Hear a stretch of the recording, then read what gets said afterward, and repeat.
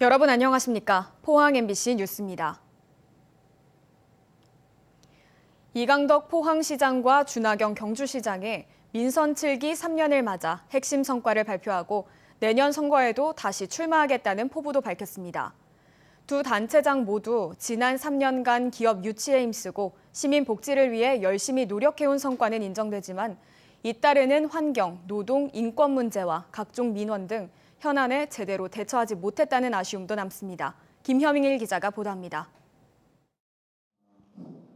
이강덕 포항시장은 품격 있는 그린도시, 풍요로운 경제도시, 시민을 위한 안전도시 조성에 최선을 다해왔다고 밝혔습니다.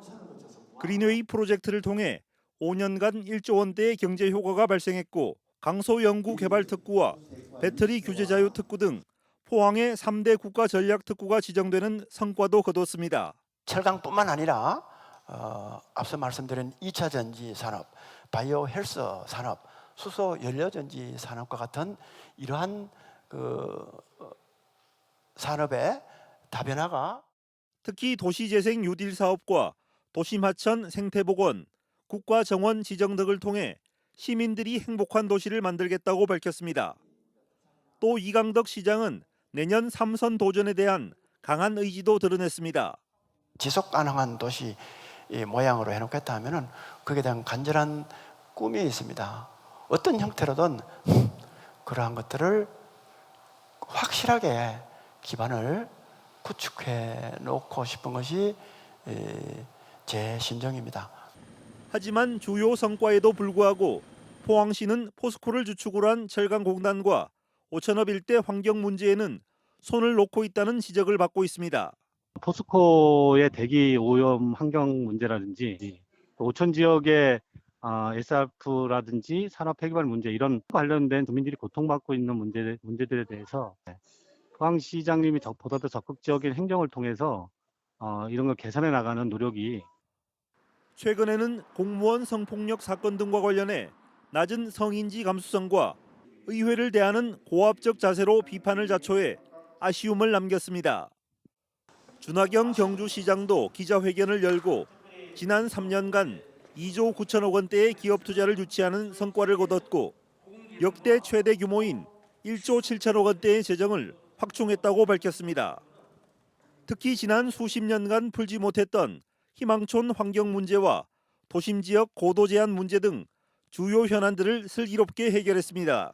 희망촌 환경 개선 문제, 도심 지역의 고도 제한 문제, 또 현곡을 잇는 제2금장교 건설 문제 등등 이런 굵직굵직한 사업들을 이루어서 준하경 경주시장은 남은 1년 신라환경 핵심 유적 복원 정비 사업과 경주 문화도시 스마트 관광도시 조성에 힘을 쏟고 재선에 도전해 시민들의 엄중한 평가도 받겠다고 밝혔습니다.